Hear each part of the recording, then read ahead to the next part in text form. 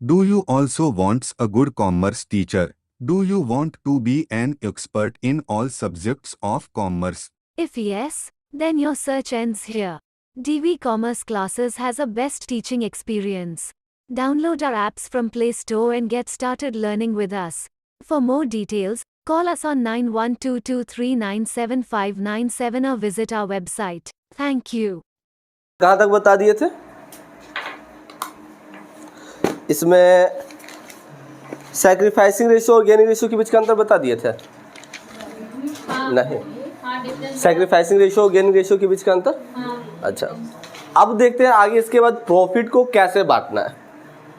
कुछ प्रॉफिट ऐसे होते हैं, प्रॉफिट या लॉस, जो अनरिजर्व्ड होते, अनडिस्ट्रीब्यूटेड है, नहीं बांटे गए। रिजर्व कुछ होते हैं जो नहीं बांटे गए, उससे हम कैसे बांटते हैं।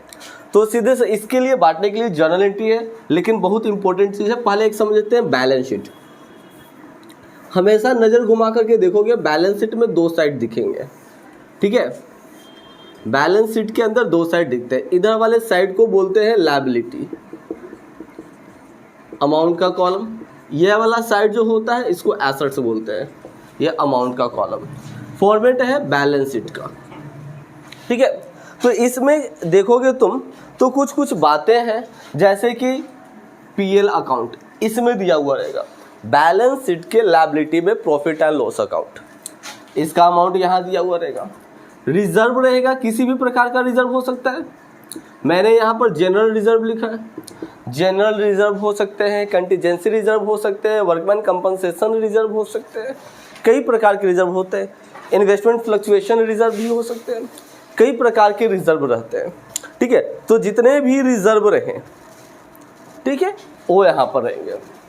अब क्रेडिट साइड में आ जाओगे तो इधर तुम्हारा दिया हुआ रहेगा गुडविल। कोई क्वेश्चन में देख लो, चेक कर लो, क्रेडिट साइड गुडविल दिया हुआ रहेगा। याद करो, जब हमने पार्टनरशिप फॉर्म फंडामेंटल जब पढ़ा रहे थे या गुडविल के बारे में जब हम पढ़ा रहे थे, तो उसमें बताए थे कि गुडविल दो प्रकार का होता है।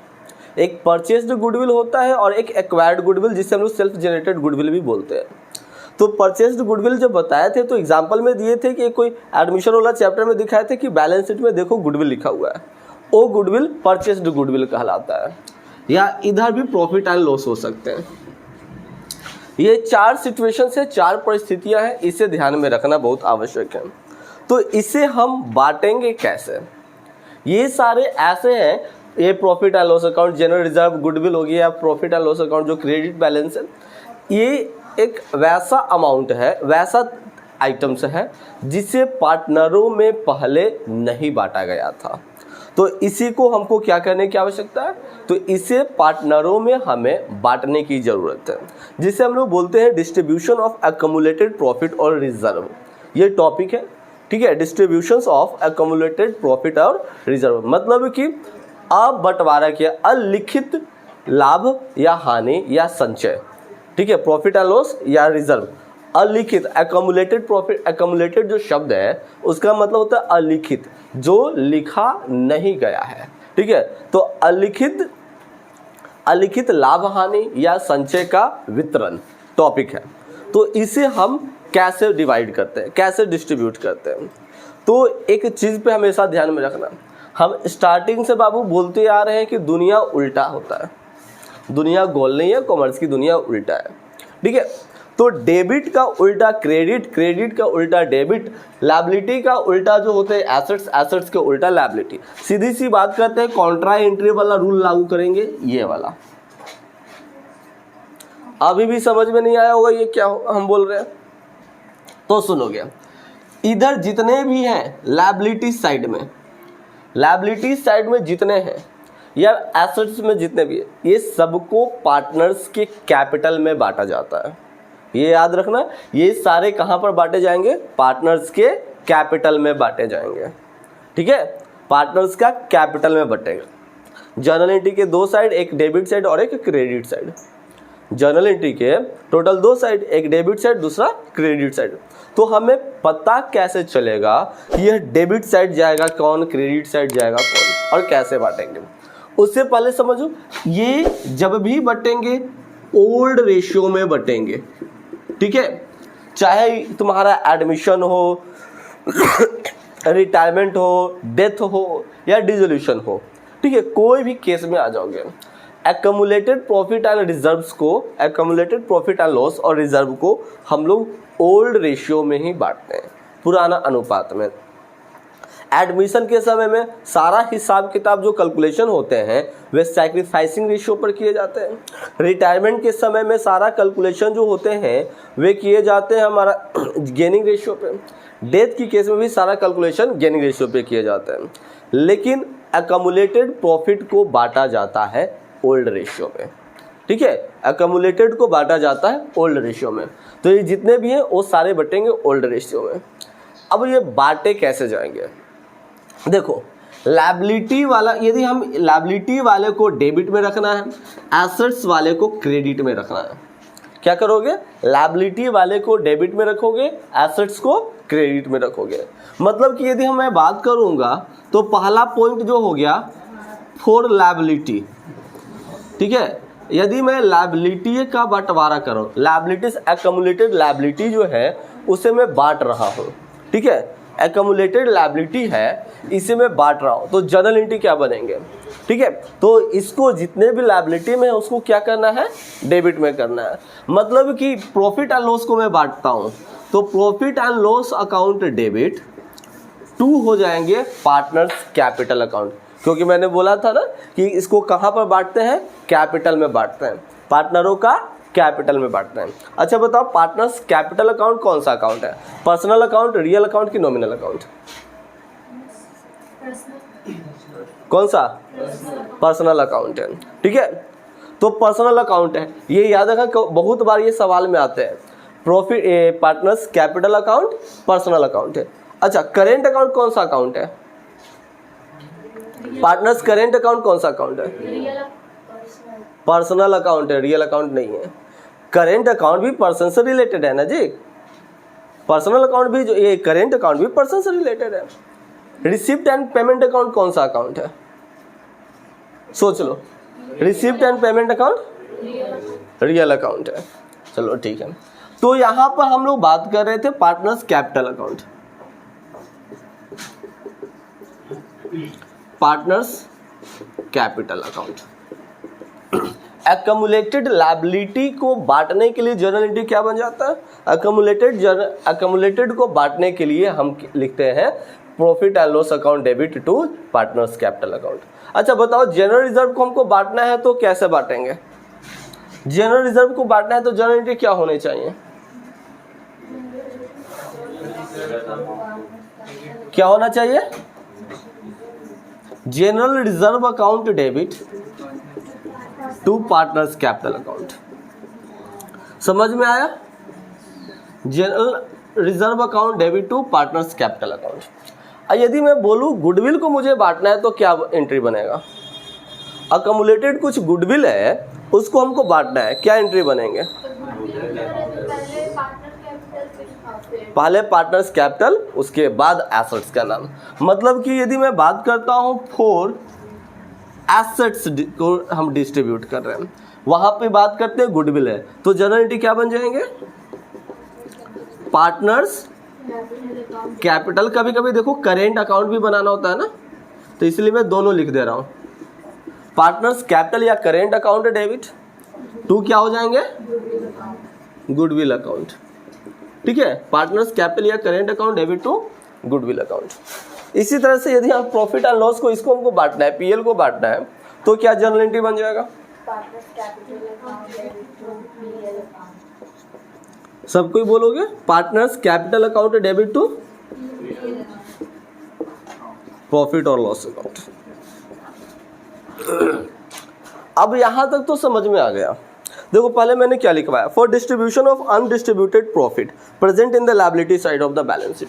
ये जो तुम प्रॉफिट देख रहे हो ना, पीएल लिखा हुआ, बैलेंस शीट के लायबिलिटी में जो पीएल है इसे हम प्रॉफिट बोलते हैं, क्या बोलते हैं, प्रॉफिट बोलते हैं। बैलेंस शीट के एसेट्स में जो पीएल है ये लॉस बोलते हैं। इस चीज को कहीं पर तुम हाईलाइट कर लो, लिख लेना तो बड़ी काम का चीज है, क्योंकि नॉर्मली सवाल में तुमको मिल जाएंगे कि बैलेंस शीट में प्रॉफिट दर्शा रहे थे, नीचे एडजस्टमेंट में लिखा हुआ मिल जाता है कि फर्म का प्रॉफिट इतना था, तो आखिर प्रॉफिट था तो ये तो समझना पड़ेगा ना, प्रॉफिट है तो बैलेंस शीट में कहाँ लिखा हुआ होगा, लायबिलिटी में होगा कि एसेट्स में लिखा होगा। क्योंकि यदि मान लो कोई बच्चे जो है एसेट्स में मान लेंगे तो वे एंट्री ये वाला कर देंगे, एंट्री ये कर देंगे। यदि सही जगह मानना बड़ी जरूरी है। ये दोनों तो क्लियर होता है, रिजर्व और गुडविल, ये सब तो क्लियर है। पहचानना असली पहचान प्रॉफिट एंड लॉस का। तो बैलेंस शीट के लायबिलिटी में जो प्रॉफिट है पीएल लिखा हुआ रहेगा वो क्या होगा, प्रॉफिट कहलाएगा। बैलेंस शीट के एसेट में जो पीएल लिखा हुआ रहेगा वो लॉस कहलाएगा। तो देखो इस सब के लिए जर्नल एंट्री मैंने बता दिया। डिस्ट्रीब्यूशन ऑफ अनडिस्ट्रीब्यूटेड प्रॉफिट जो कि बैलेंस शीट की लायबिलिटी साइड में होते हैं। Profit and loss account debit to partners capital account हो गया। इसके बाद फिर नोट्स में मैंने लिखवाया डिस्ट्रीब्यूशंस ऑफ अनडिस्ट्रीब्यूटेड लॉस। तो ये लॉस कहाँ होगा, बैलेंस शीट के एसेट्स में होंगे, है ना, बैलेंस शीट्स के एसेट में। तो इसके लिए जर्नल एंट्री क्या बन जाएंगे, partners capital account debit to profit and loss account. Clear है ये वाला। अब फिर उसके बाद आगे फिर मूव करते हैं। तो distribution of reserve present in the balance sheet of liability side of the balance sheet. Reserve कोई भी हो सकता है, जनरल रिजर्व हो, कंटीजेंसी रिजर्व हो, ठीक है, डेप्रिसिएशन रिजर्व हो, एक्युमुलेटेड रिजर्व हो, किसी भी प्रकार का रिजर्व हो, किसी भी प्रकार का संचय हो। तो इसको बांटने के लिए हमने जर्नल एंट्री क्या लिखा है, general reserve account debit to partners capital account, reserve account debit to partners capital. देखो सभी जगह मैंने लिखा है ओल्ड रेशियो में, याद करना मैंने पहले बोला था, ये सारे बटेंगे ओल्ड रेशियो में। उसके बाद है डिस्ट्रीब्यूशन ऑफ गुडविल। तो ये गुडविल जो देख रहे हो, याद है ये कौन सा गुडविल है, ये गुडविल याद है कौन सा गुडविल है, परचेस्ड गुडविल है। हमने बताया था जब गुडविल पढ़ा रहे थे तो मैंने बताया था कि गुडविल जो होते हैं दो प्रकार का, एक परचेस्ड गुडविल और एक सेल्फ जनरेटेड गुडविल। तो परचेस्ड गुडविल कहाँ पर हमको दिखते हैं, तो बैलेंस शीट के एसेट में दिखते हैं। अच्छा, सेल्फ जनरेटेड गुडविल कहाँ होते हैं, एडजस्टमेंट में नीचे होता है, ठीक है। तो सेल्फ जनरेटेड गुडविल नीचे एडजस्टमेंट में दिए हुए रहेंगे, at the time of admission, retirement, death उसका कैलकुलेशन किया जाता है ना। जबकि उसको कैलकुलेट करने की जरूरत होता है। जबकि परचेस्ड गुडविल जो रहेगा, जो मैंने परचेस करके लाया था, वो हमारा कहाँ पर मिल जाएंगे, वो मिल जाएंगे बैलेंस शीट्स के एसेट्स में। तो इसको हम कैसे बांट देंगे, तो इसको बांटा नहीं जाता था, उसको राइट ऑफ किया जाता था। याद करो मैंने बताया था ना, राइट ऑफ कर रहे हैं। तो इस गुडविल को राइट ऑफ किया जाता है। जब भी बैलेंस शीट के एसेट में गुडविल दिख जाए, जब भी बैलेंस शीट के एसेट में गुडविल दिख जाए तो आंख बंद करके उसको सबसे पहले क्या करना है, राइट ऑफ कर देना है, रद्द करना। मतलब कि तुम्हारा ये वाला entry, partners capital account debit to goodwill account. यहां तक मैं बोलो किसी को कोई दिक्कत,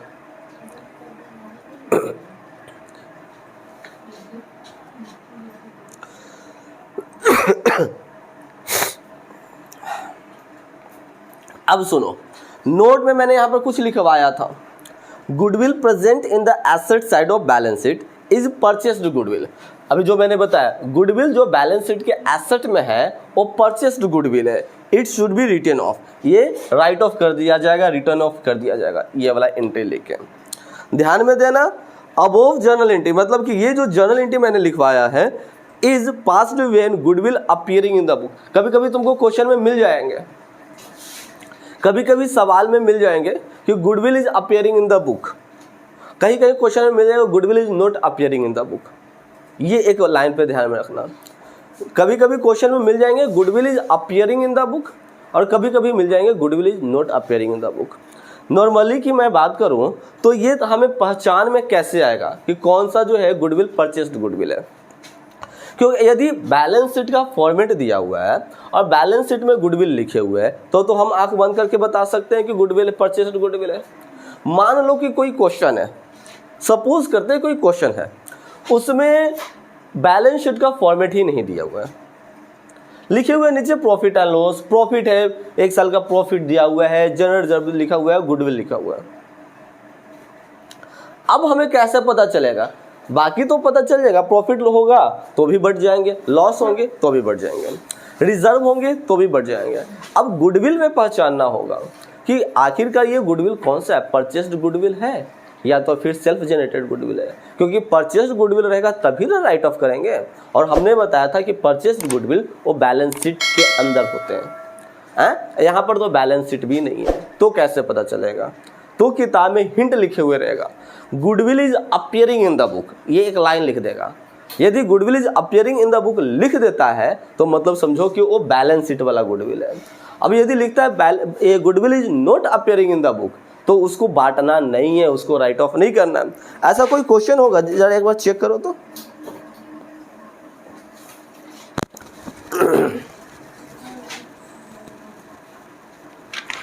ऐसा कोई क्वेश्चन होना चाहिए।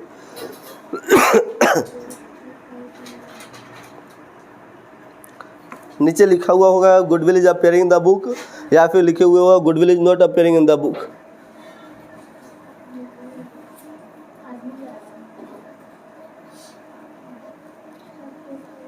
खोजो जल्दी जल्दी।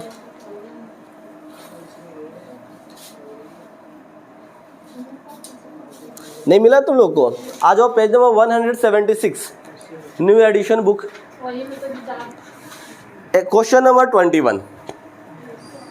क्वेश्चन नंबर 21, चैप्टर का नाम है reconstitution of partnership firm, page number 176, question number 21। कहता है ए बी फर्म में पार्टनर है जो अपना प्रॉफिट को 3 और 2 की रेशियो में बांटता है। 1 जनवरी 2023 से इन्होंने डिसाइड किया कि प्रॉफिट को इक्वली बांटेंगे, ठीक है। इसके लिए गुडविल था 30,000 रुपये।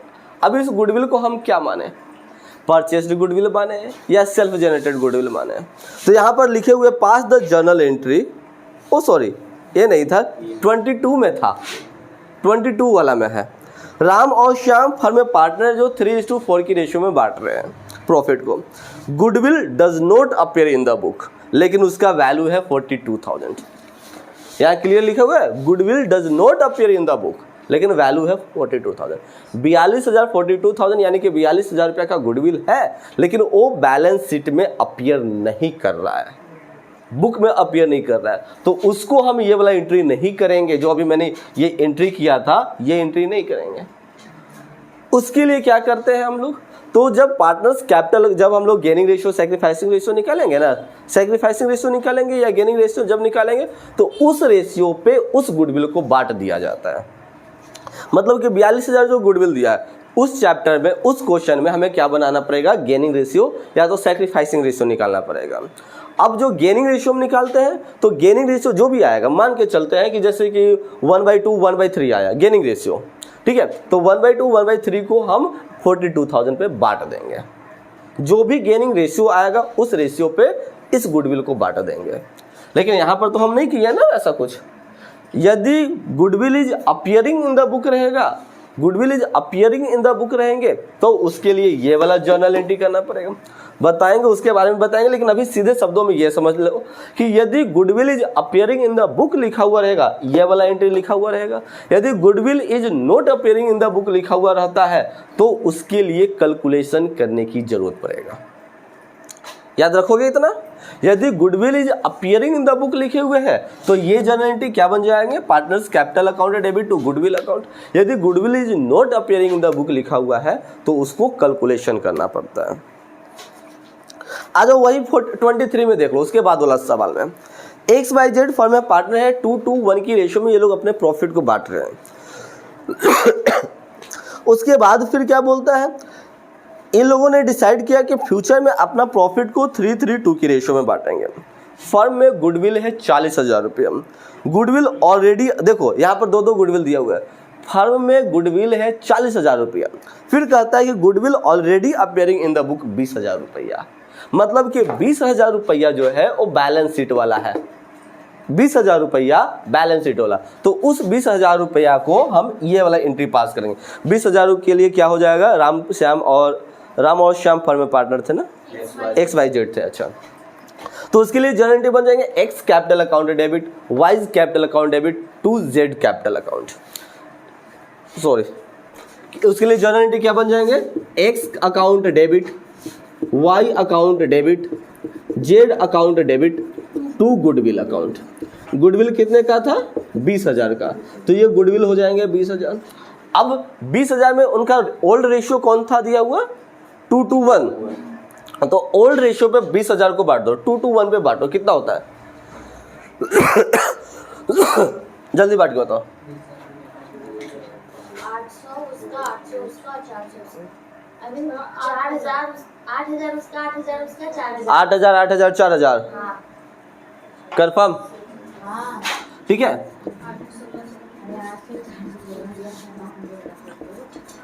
ये ठीक है, 8,000 8,000 4,000, ये 20,000 का। अब जो 40,000 का एक और गुडविल दिया हुआ है तो वो क्या करेंगे?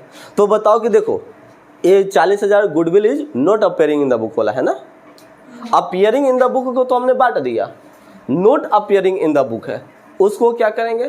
तो उसको बनाने के लिए हम क्या करेंगे, पहले गेनिंग रेशियो या सैक्रिफाइसिंग रेशियो निकालेंगे। मान लो कि हमने गेनिंग रेशियो निकाला, सपोज करते हैं गेनिंग रेशियो, उसका हमने तो कैलकुलेट किया नहीं, गेनिंग रेशियो आया 2:1, गेनिंग रेशियो 2:1, दो पार्टनर को गेन हुआ, मतलब कि एक को गेन हुआ 2/3, एक को गेन हुआ 1/3 गेन हुआ, है ना। तो मैं क्या करूंगा, उसको उस 40,000 रुपये को इसके अकॉर्डिंग बांट देंगे, इस पे उसको बांटेंगे। लेकिन अब not appearing, already appearing in the book को हम ऐसे नहीं करते हैं, already appearing in the book को डायरेक्ट हम लोग पार्टनर्स में बांट देते हैं, जबकि not appearing in the book है तो उसे हमें कैलकुलेट करना होता है। यही बात बता रहे थे, जब फिर वहाँ पहुँचोगे तो और बताएंगे। अब बोलो इतना तक में कोई दिक्कत है? वही नोट्स में हमने लिखवाया था, क्या कोई दिक्कत है इधर से? नहीं है। अच्छा, दिक्कत नहीं है तो एक बात पे कभी गौर किए, शुरू में कॉन्ट्रा एंट्री के बारे में तो मैं बता रहा था, ये वाला लाइन आखिर ये मैंने बोला क्यों था? तो कहाँ लिखा गया, कहाँ पर लिखे, कहाँ पर भूल गए? नहीं भूले नहीं थे, दिमाग में आया कभी कि नहीं आया? अरे देखो नॉर्मली हम लोग ये जर्नल एंट्री बनाते हैं, लेकिन कभी कभी सवाल में जर्नल एंट्री बनाने को कहेगा ही नहीं, जर्नल एंट्री बनाने को कहेगा ही नहीं। ठीक है, जर्नल एंट्री बना देते हो, बताओ ये सब के लिए जर्नल एंट्री तुम बना दिए तो आसानी से तुम तो इसका लेजर में कन्वर्ट कर दोगे, पार्टनर कैपिटल में आसानी से डाल दोगे हैं? इसके लिए पार्टनर्स कैपिटल की यदि पूछे तो क्या बोलोगे? एक्स का डेबिट में गुडविल के नाम लिखेंगे, पैसा लिखेंगे 8,000 रुपया, यही बोलोगे ना। वाई के लिए बोलेंगे तो क्या बोलोगे कि वाई का डेबिट साइड में 2 गुडविल के नाम से 8,000 रुपया लिखेंगे। जेड के लिए भी वही बोलोगे। तो ये तब की बात है, डायरेक्ट ये जब जर्नल एंट्री तुमने देख करके बना लिया तब तो आसानी से तुम बता दिए। मान लो कि तुमने जर्नल एंट्री बनाया ही नहीं है, तब क्या किया जाएगा? जर्नल एंट्री बनाने में समय की बर्बादी, और समय सीमित है 3 घंटा का एग्जाम ही है, उसमें भी समय बचा के चलना है। तो देखो यहाँ पर की बात करता हूँ, ये 3 पार्टनर है, तीनों के लिए मैं लेके चलता हूँ एक छोटा सा अकाउंट का फॉर्मेट। ये हो गया जेड, ये हो गया वाई, ये हो गया एक्स, पार्टनर्स कैपिटल अकाउंट। यहाँ से भी यदि बात करते हैं, ये जेड, यहाँ से ये वाई, यहाँ से ये एक्स, सीधा मैंने यहाँ पर लिख दिया कैपिटल अकाउंट। अब सुनो कॉन्ट्रा एंट्री, इधर वाला जो था वो सारे इधर आएंगे, मतलब कि इधर वाला जो था वो इधर आएंगे। ठीक है, ये वाला एसेट साइड वाला सब कहाँ जाएगा? डेबिट साइड में आएगा। इधर वाला इधर आएगा, ये साइड जो था वो ये साइड आ जाएगा। मतलब कि देखो गुडविल था, यहाँ पे हम लिख देंगे 2 गुडविल। ठीक है, 2 गुडविल। एसेट साइड वाले को हमने क्या लिख दिया? 2 गुडविल। अब जितने भी पार्टनर में रहेंगे, यहाँ पर था ना एक्स वाई जेड, 8,000 8,000 4,000, तो इसमें हो जाएगा 8,000 8,000 4,000। अरे 8 के 4 के लिखिए, जगह छोटा सा बनाए थे इसलिए। ठीक है बिना जर्नल एंट्री का ये बन गया। इधर वाले ए साइड आएंगे, मतलब कि जब हम पार्टनर्स का कैपिटल अकाउंट बनाएंगे तो जनरल रिजर्व को हम सीधा लिख देंगे credit side by general reserve, partners capital के क्रेडिट में। यहाँ पे ध्यान देना, इसे एक सवाल आता है बहुत बार। इतना तो तुमको पता चल गया, लॉजिक लगा के देखते हैं। इतना पता चल गया कि यदि जनरल रिजर्व है तो पार्टनर्स कैपिटल के किधर लिखे जाएंगे? क्रेडिट साइड लिखे जाएंगे। जनरल रिजर्व है तो पार्टनर्स के कैपिटल अकाउंट में किधर लिखेंगे, क्रेडिट साइड लिखेंगे। सवाल ऐसे पूछता है, इफ गुडविल हो या जनरल रिजर्व हो, मैं जनरल रिजर्व से पहले चल रहा हूँ। If general reserve is distributed among partner A B C, which account will be credited, which account will be credited. यदि जनरल रिजर्व है उसको ए बी सी में बांटा जा रहा है तो किसके अकाउंट के क्रेडिट में लिखेंगे, किसके अकाउंट के कैपिटल में क्रेडिट में लिखेंगे, तो कैपिटल अकाउंट के क्रेडिट में लिख रहे हैं, है ना। अच्छा, विच अकाउंट विल बी डेबिटेड, कौन सा अकाउंट डेबिट में लिखा जाएगा, गुडविल को, गुडविल नहीं था ना, जनरल रिजर्व था ना जी, जनरल रिजर्व था। यदि हम जनरल रिजर्व का अकाउंट बनाएंगे तो जनरल रिजर्व के डेबिट में लिखेंगे, और यहाँ पर हम पार्टनर्स कैपिटल अकाउंट बना रहे हैं तो कैपिटल के क्रेडिट में लिखेंगे। ये याद रखना है। इसके लिए जनरल एंट्री क्या बनेगा, जनरल रिजर्व के लिए general reserve account debit to partners capital, general reserve account debit to partners capital. Credit में कौन, तो पार्टनर्स कैपिटल, डेबिट में कौन, जनरल रिजर्व। अच्छा, एक बार फिर से ट्राई करते हैं। If profit is appearing in the balance sheet, profit balance sheet में है, किसके अकाउंट को डेबिट किया जाएगा, किसके अकाउंट में डेबिट लिखा, किसके अकाउंट के डेबिट साइड लिखा जाएगा। यदि ये है तो बताओ कि हमको ये साइड लिखना है, इधर लिखना है, तो कैपिटल के तो क्रेडिट में न लिखा गया, किसका डेबिट में लिखा गया, प्रॉफिट एंड लॉस अकाउंट का डेबिट में लिखा गया। किसका डेबिट में, प्रॉफिट एंड लॉस का डेबिट में, और क्रेडिट में किसका, पार्टनर्स कैपिटल का। एक बार फिर से कोशिश करते हैं। Goodwill is already appearing in the book, मैं ये इसलिए बोल रहा हूँ क्योंकि गुडविल दो प्रकार का है। Goodwill is already appearing in the book, goodwill पहले से बुक में है, तो क्रेडिट में किसके अकाउंट में जाएंगे, किसके अकाउंट के क्रेडिट में लिखे जाएंगे। Goodwill is already appearing in the book, किसके अकाउंट के क्रेडिट में लिखे जाएंगे,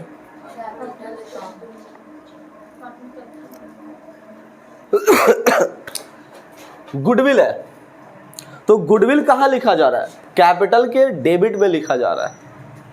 मैंने क्या पूछा था, क्रेडिट में, तो किसका, गुडविल का क्रेडिट में लिखा जाएगा, गुडविल का क्रेडिट में, गुडविल अकाउंट के क्रेडिट में और पार्टनर्स कैपिटल के डेबिट में। एक बार फिर से देखते हैं। यदि बैलेंस शीट में लॉस है, किसके अकाउंट के क्रेडिट में लिखेंगे, किसके अकाउंट के क्रेडिट में लिखेंगे, दिमाग अपना लगा के बोलना। यदि बैलेंस शीट में लॉस है, किसके अकाउंट के क्रेडिट में लिखेंगे, प्रॉफिट एंड लॉस अकाउंट के क्रेडिट में लिखेंगे। अच्छा, डेबिट में किसका होगा, capital account, partners capital account के डेबिट में लिखे जाएंगे। याद रहेगा।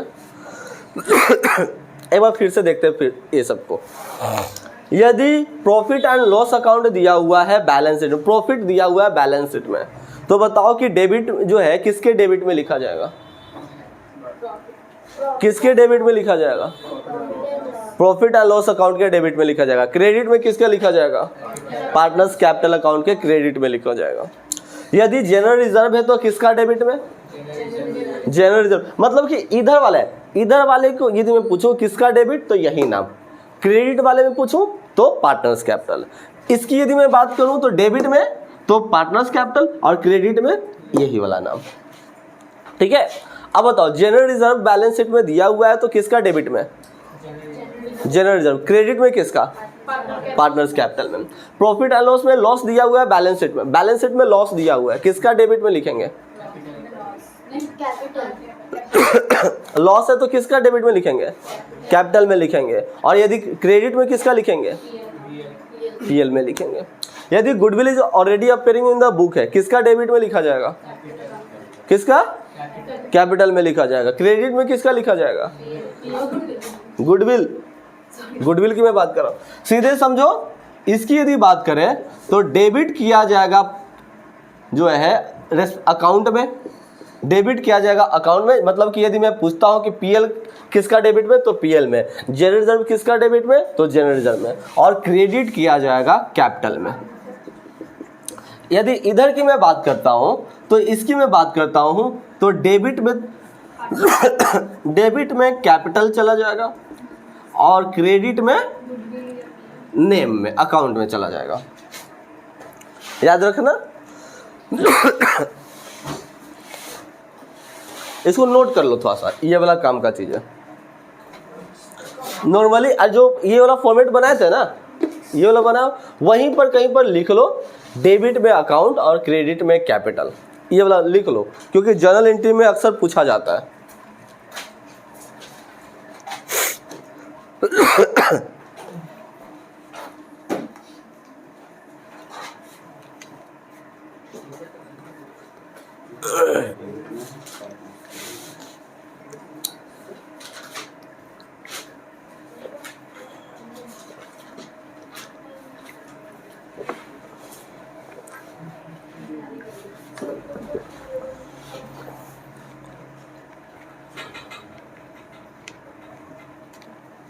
हो गए?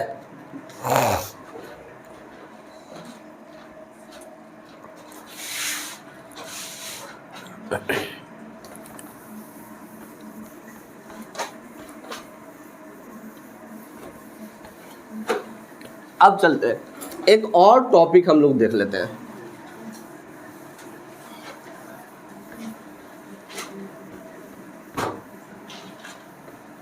अगला जो टॉपिक है उसका नाम है वर्कमैन कंपनसेशन रिजर्व। ठीक है, टॉपिक का क्या नाम है? वर्कमैन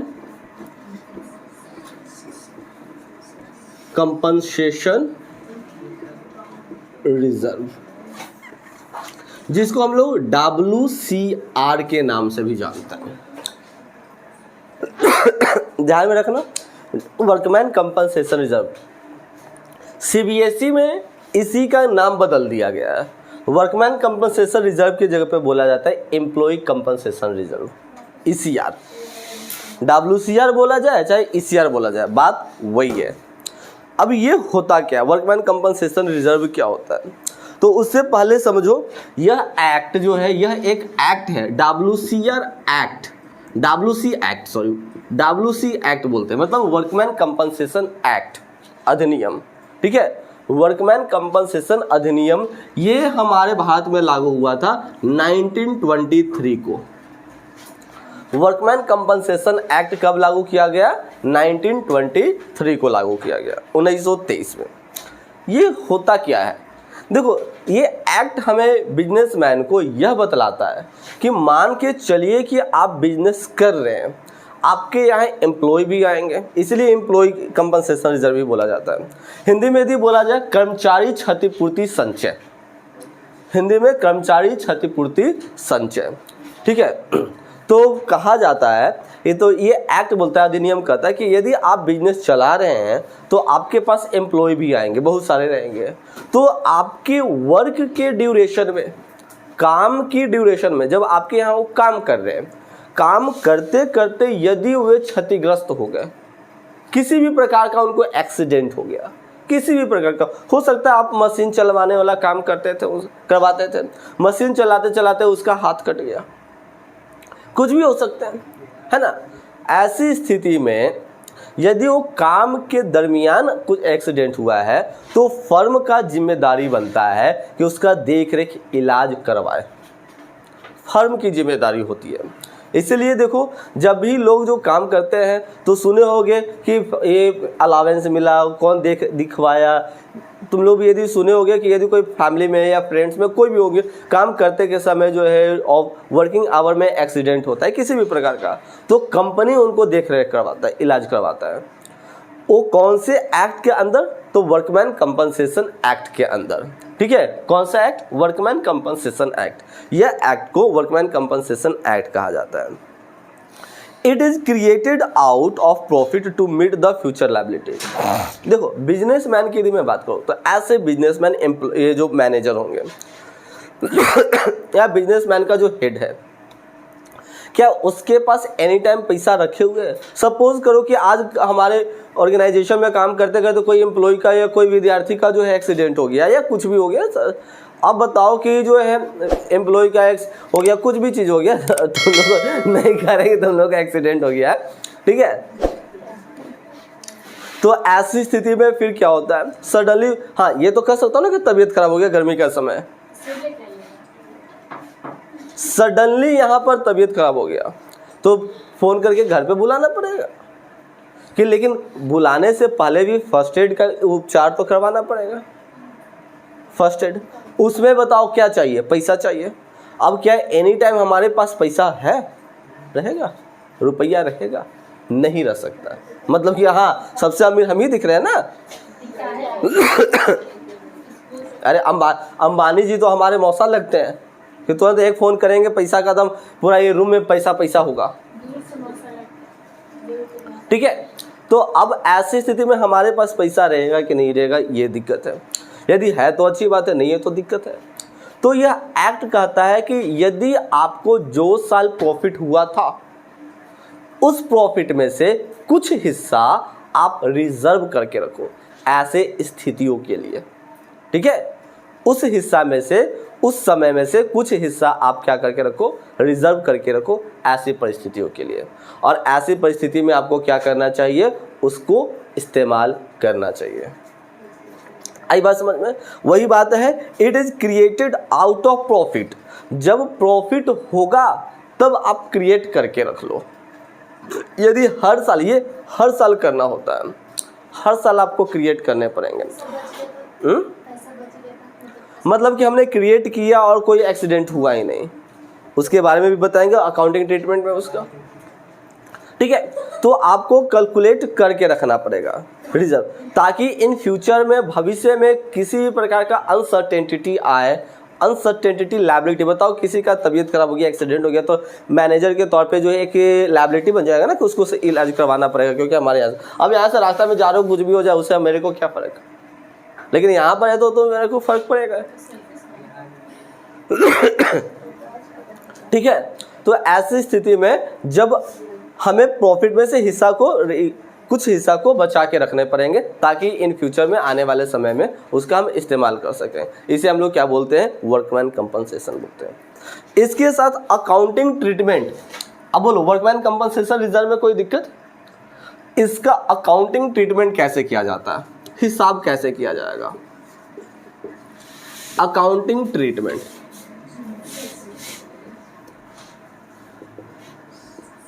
देखो अकाउंटिंग ट्रीटमेंट दो प्रकार से किए जाते हैं, ठीक है। Accounting treatment workman compensation reserve का दो प्रकार से किए जाते हैं। पहला, जब कोई भी एम्प्लॉय क्लेम करे, दूसरा जब कोई एम्प्लॉय जो है क्लेम ही ना करे। पहला जब क्लेम किया जाए और दूसरा जब क्लेम ही ना करे। तो बताओ क्लेम करेगा तो मेरे जेब से पैसा आएगा कि मेरे जेब से पैसा जाएगा, जाएगा। क्लेम करने पे मेरे जेब से पैसा जाएगा, मतलब कि वो मेरे लिए एक्सपेंस है। लेकिन कोई क्लेम ही ना करे तो मेरे को तो प्रॉफिट है। मान के चलते 2-3 पार्टनर हैं, तो दोनों तीनों पार्टनर मिल करके क्या कर लेंगे, उस प्रॉफिट को 1 साल तक इंतजार करेंगे। 1 साल तक यदि कोई क्लेम करता है तो अच्छी बात है, नहीं क्लेम करेगा तो बांट लेंगे आपस में, वो हमारा पैसा हो गया। मतलब कि नोट क्लेम पे है तो ये क्या किया जाएगा, डिस्ट्रीब्यूट किया जाएगा। नोट क्लेम पे क्या किया जाएगा, डिस्ट्रीब्यूट किया जाएगा, बांट दिया जाएगा। किस में बांटेंगे, तो अमोंग पार्टनर्स में, जितने भी पार्टनर होंगे वो सारे पार्टनरों में बांट देंगे। जर्नल एंट्री क्या बन जाएगा, तो देखो इसके लिए जर्नल एंट्री बनेगा WCR अकाउंट डेबिट। WCR में ये शॉर्ट फॉर्म में मैंने लिखा है, तुम लोगों को शॉर्ट फॉर्म में नहीं लिखना है। Workman compensation reserve, workman compensation reserve, ठीक है। Workman compensation reserve account debit to partners capital account. Workman compensation reserve account debit to partners capital account. मान लो कि मैंने रिजर्व किया था 50,000 रुपया, मैंने रिजर्व किया था 50,000 रुपया, ठीक है। अब इस 50,000 में दो पार्टनर थे, ए और बी, दो पार्टनर थे। हम लोग 2 और 1 की रेशियो में अपना प्रॉफिट को ये लोग बांट रहे थे, ए बी पार्टनर थे। अब बताओ कि ऐसी स्थिति में कोई भी क्लेम किया ही नहीं, हमने 50,000 रुपया बचा के रखा था, रिजर्व करके रखे थे, रिजर्व किए हुए थे ना, बचा के रखे हुए थे, मतलब रिजर्व किए हुए थे। तो बताओ कि बैलेंस शीट के हम किधर लिखे होंगे इसको, बैलेंस शीट के कौन साइड लिखे हुए होंगे? ये वो कौन सा साइड होता है? Liability side. अब तुम लोग का इधर मेरा उल्टा हो जाएगा, इधर उधर मत बोलना, लायबिलिटी साइड। तो लायबिलिटी में हमने इसे रिजर्व करके रखा था। अब साल लग गए, इसका इस्तेमाल नहीं हो रहा है, तो क्या करेंगे, इससे बांट देंगे। तो जनरल एंट्री क्या बन जाएगा? Workman compensation reserve account debit to A's capital account to B capital account. ठीक है, क्या बन जाएंगे? एग्जाम्पल इसका जो हो गया, WCR account, WCR account debit to हो जाएंगे एज कैपिटल अकाउंट, टू हो जाएंगे बीज कैपिटल अकाउंट। रिजर्व में कितना मैंने रखा था? 50,000 रुपया। अब बताओ इस 50,000 को 2:1 की रेशियो पे बांट दो तो 40-10। सोच के सही बोलना, मतलब सही है। समझ में आया? जब वर्कमैन कंपनसेशन को क्लेम ना करे तो उसे पार्टनरों में बांट दिया जाता है। जर्नल एंट्री बनता है workman compensation reserve account debit to partners capital. उदाहरण के तौर पे 50,000 रुपया हमने रिजर्व करके रखा था, ए बी पार्टनर था, 2-1 की रेशियो में बांट रहा था, और ये क्या किया, कोई क्लेम उस साल किया ही नहीं। तो जर्नल एंट्री बन गया workman compensation reserve account debit to A's capital account to B's capital account. हाँ, जितना पार्टनर रहेगा सभी पार्टनरों में बांट देंगे। अब आगे फिर बढ़ते हैं, जब क्लेम करे तो मैंने 50,000 रुपये हमने बचा के रखा था, क्लेम कितने प्रकार से कर सकता है? सोच के बताओ। 50,000 रुपया कर सकता है। क्लेम 3 प्रकार का हो सकता है। जी नहीं, वो क्लेम नहीं, हाथ टूटा पैर टूटा वाला नहीं है। जितना हमने रिजर्व करके रखा था उससे कम क्लेम करे, कम मांगे, मतलब कि लेस क्लेम करे, कम करे। दूसरा में ये जो है इक्वल क्लेम करे, और तीसरा में मोर क्लेम करे, ज़्यादा क्लेम करे। हमने 50,000 रुपया रखा था, हो सकता है 40,000 रुपया क्लेम करे, ये वाला।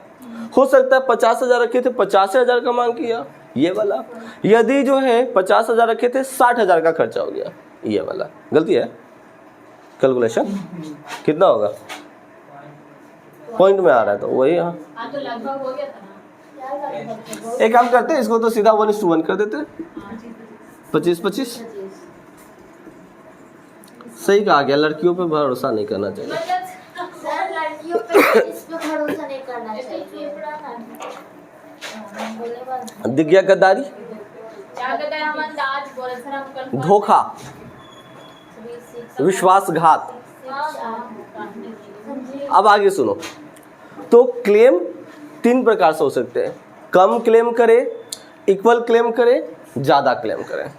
अब ये तीनों की केस के लिए जर्नल एंट्री हमने बताया। 50,000 रुपये हमने रिजर्व करके रखा था, 40,000 क्लेम में हम उदाहरण के तौर पे लेके चलते हैं। क्लेम किया 40,000 रुपया, इक्वल में कितना क्लेम करेगा? 50,000 ही करेगा। ज़्यादा में कितना क्लेम करेगा? 60,000 कर सकता है। अब एक चीज़ पे तुम गौर करो, यदि ये है पार्टनर को फायदा होगा, ये है तो पार्टनर को कोई फायदा नहीं है, ये होता है तो पार्टनर को नुकसान होता है। ठीक है, अब सुनो, सारे केस में WCR जो तुम देख रहे हो ना, वर्कमैन कंपनसेशन रिजर्व, वो डेबिट में लिखे जाएंगे। इसके लिए भी लिखे जाएंगे WCR अकाउंट डेबिट। इसके लिए भी यदि हम बात करते हैं तो इसके लिए भी WCR अकाउंट डेबिट, इसके लिए भी बात करते हैं WCR अकाउंट डेबिट। सभी में WCR डेबिट में, और सभी में WC क्लेम अकाउंट लिखेंगे क्रेडिट में, टू WC क्लेम अकाउंट। बता रहे हैं क्या है, to WC claim account, to WC claim account. WC workman compensation claim, WC claim का मतलब वर्कमैन कंपनसेशन क्लेम। अब तुम देखो, हमने रिजर्व कितना किया 50,000, क्लेम किया 40,000, तो बताओ कि debit is always equal to credit होना चाहिए था, हैं? Debit is always equal to credit. अच्छा ये वाला समझ में आया? ये वाला इधर मिटा दें ताकि इधर वाले पे जल्दी आसानी से लिखने में कल समझ में आएगा ज़्यादा। तो देखो इसके लिए मैंने बोला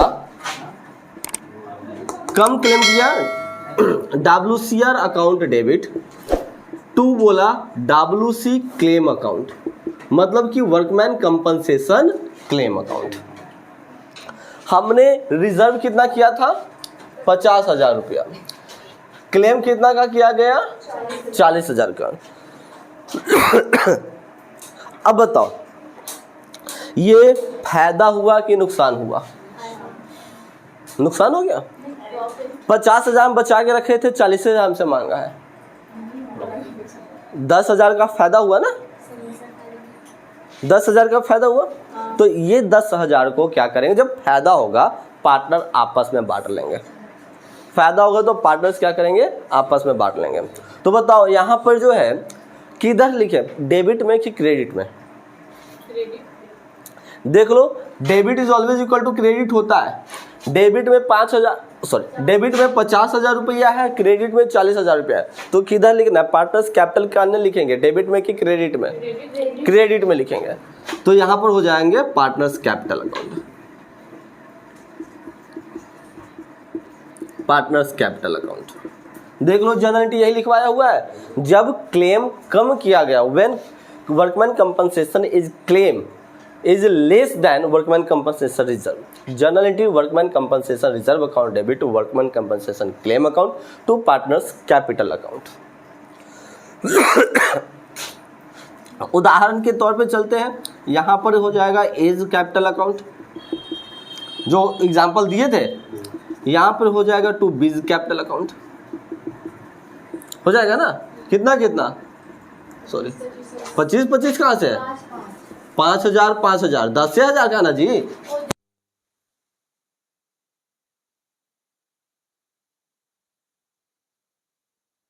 तभी तो debit is always equal to credit होगा। इधर भी जोड़ लो, 50 हो गए, ये भी 50 हो गया, क्लियर हो गया। अब क्लेम कम था, क्लेम यदि इक्वल रहे तो नरेशन सभी में लिखना है। यदि क्लेम इक्वल रहे तो बताओ, तुम लोग खुद से बताओ जर्नल एंट्री क्या होंगे? Workman compensation, workman compensation reserve account debit to workman compensation claim account. बस इतना ही रह जाएंगे, और कुछ डालने की जरूरत है? Workman compensation reserve account debit to workman compensation claim. 50,000 हमने रखा ही था, 50,000 क्लेम ही किया गया, कोई दिक्कत? तीसरा है जब workman compensation claim is more than workman compensation reserve, जब WCC जो है वे ज़्यादा है, WCR कम है, तो क्या किया जाएगा? मतलब कि इतना तो क्लियर है कि WCR अकाउंट डेबिट में लिखेंगे टू वर्कमैन, उतना लंबा लिखें, WC claim account, WC claim account ये क्रेडिट में लिखा जाएगा। हमने 50,000 रुपया बचा के रखे थे, लेकिन क्लेम किया गया है बाबू 60,000 रुपया मांग रहा है। अब बताओ मेरे को प्रॉफिट है कि लॉस है? लॉस है। किधर लिखेंगे, डेबिट में लिखेंगे कि क्रेडिट में लिखेंगे? डेबिट में लिखेंगे। क्या लिखेंगे? रीवैल्यूएशन। क्या लिखेंगे? Revaluation, revaluation account. कितना से? 10,000 से। मतलब कि यदि क्लेम अमाउंट जो है ज़्यादा होता है तो जनरल एंट्री क्या बन जाएगा? Workman compensation reserve account debit to workman compensation reserve account debit revaluation account debit to workman compensation claim account. उदाहरण के तौर पे यदि हम लेके चलते हैं, ए बी पार्टनर था जो अपना प्रॉफिट को इक्वली बांटता था। 50,000 रुपया उसने रिजर्व करके रखा था, लेकिन 60,000 रुपया लोगों ने क्लेम किया, तो जनरल एंट्री क्या बन जाएंगे? उसके लिए जनरल एंट्री बन जाएंगे workman compensation reserve account debit 50,000 रुपया, क्योंकि 50,000 रुपया ही रिजर्व करके रखा था, रिवैल्यूएशन अकाउंट डेबिट 10,000 रुपये, क्योंकि 10,000 रुपया एक्स्ट्रा क्लेम किया गया है। To workman compensation claim account. बोलो इतना तक में कोई दिक्कत? तो फिलहाल का आज का क्लास में ये इतना ही। इसके बाद आगे का एक टॉपिक है रिवैल्यूएशन अकाउंट, नेक्स्ट क्लास में। Do you also wants a good commerce teacher? Do you want to be an expert in all subjects of commerce? If yes, then your search ends here. DV Commerce Classes has a best teaching experience.